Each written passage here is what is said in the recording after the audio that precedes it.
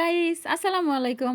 আমি খুব এক্সাইটেড কারণ আমি এখন চলে এসেছি তেঁতুলিয়ার বড় ভিলা বাজার নামক একটা এলাকায়। আর এখানে দেখেন বাংলাদেশ ইন্ডিয়া বর্ডারের একদমই পিলার সীমান্তে আমরা দাঁড়িয়ে আছি। তো ওখানে বিএসএফ আমাদেরকে হাত দিয়ে ইশারা করছিল যে আপনারা চলে যান এখান থেকে, হাত দিয়ে ইশারা করছিল। তো এখানে দেখেন চা বাগান। এই চা বাগানের মধ্যে এসে কাঁচা গন্ধে মানে মুহু করতেছে। কি যে ভালো লাগতেছিল। আর সিলেট এবং আ এখানকার তেঁতুলিয়ার চা বাগানের মধ্যে তফাৎটা হচ্ছে সিলেটে কিন্তু উম অনেক পাহাড়ি অঞ্চলের মধ্যে হলো চায়ের চাষ। আর এখানটায় পুরোটাই সমতল ভূমি। তো এখানে এসে এইটাই পার্থক্যটা বুঝলাম। আর এই জায়গাটাতে ৩০ রকমের চা পাওয়া যায়। এটা আমার কাছে খুবই অবাক লাগছে।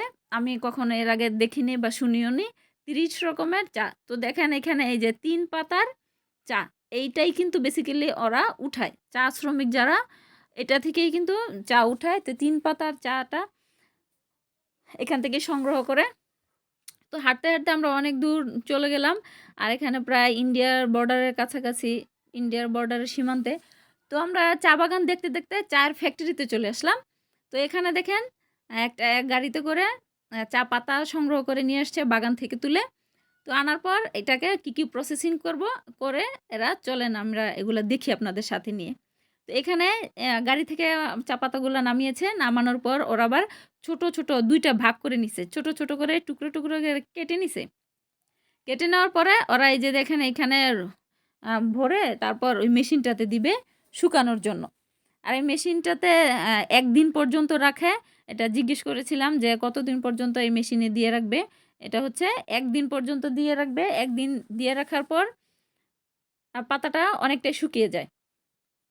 দেখেন, এটা হলো একটা প্রসেসিং। এই যে এখানে দিচ্ছে আর ওইটা হাওয়ার মেশিনের মতো, হাওয়ার এক্সিট ফ্যান টাইপের আরকি।